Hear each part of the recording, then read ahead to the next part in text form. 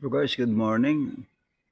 Ito po ay puno-puno guys ng bunga ng coconut o niyog.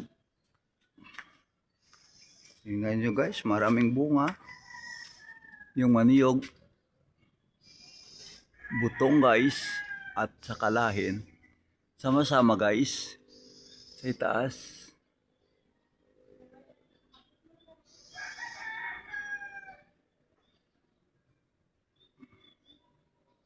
Shout out all nation, God bless you and good morning. Welcome to the Bacolod City. This is RY Vlog 25 going 26. Open sa pag-video naman ngayon guys. This video for all nation and to all viewers on my YouTube channels. Don't forget to subscribe to my YouTube channels. And don't forget to subscribe to your loved ones and families, friends, and relatives. God bless and good morning. This is from Bacolod City, Negros of the RY Vlog 25 going 26. Nag-creation guys ng iba-ibang mga video ngayon. Ngayon, pinupusan natin guys yung mga ang bunga ng niyog na napakarami ngayon guys. Aabot ito guys ng 100 pieces yung bunga niyog. Kasama yung mga maliit pa guys at mayroong pa guys na niyog sa itaas. Bunga ng lubi o ng niyog. Kita nyo guys how to comment my YouTube channels.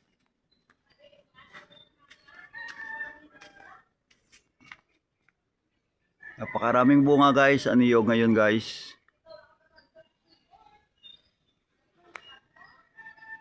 This video is from the Bacolod City, Negros Occidental.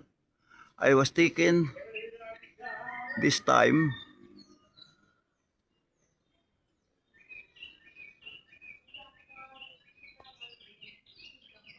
sabi dito guys, dalawang punuan ng niyog. Yung golden, yung kulay orange, golden guys. At yung kulay green naman guys, ito ang niyog na original. Sa yung niyog guys, pwede ito kain. Bukol mo ito guys, lalabas makikita nyo guys, yung tuter, pwede minom. At ang iyong niyog, pwede kakainin guys. Pag lumaki na ito guys, pwede na ito ilagay sa mga utan, yung niyog. O parang gata guys. Tawag silang mong gata. Pwede ito ilagay sa utan nga tambo.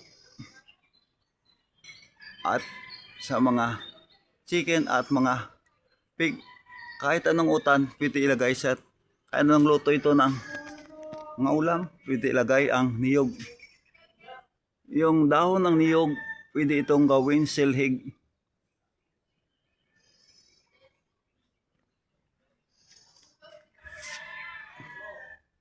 At ito yung dahon guys, pwede ito panggatong.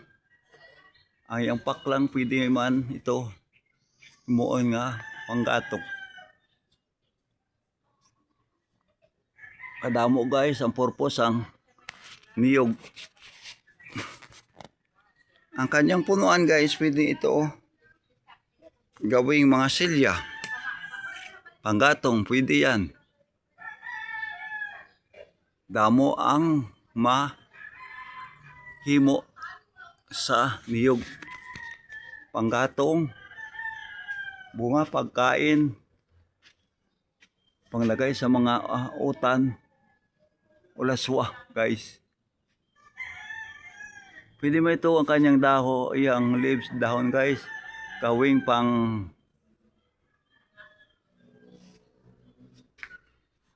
butang guys sa mga atop. O sa mga CR, pwede ito dingding ang mga dahon sa ang niyog. Kadamo guys ang purpose sa ang lubi. Kon kamo kabalo, pwede kamo kahimo sa silhig. Nilay coconut lumber ito guys. Ang ginagawang coconut lumber, ang punuan ng niyog o lubi. Sa Ilonggo, tawag sa amin dito lubi. Sa Tagalog, niyog. At butong, silonggo. Masarap ito guys, ang butong. O manami, ang butong kaunon. Kagang tubi inumon.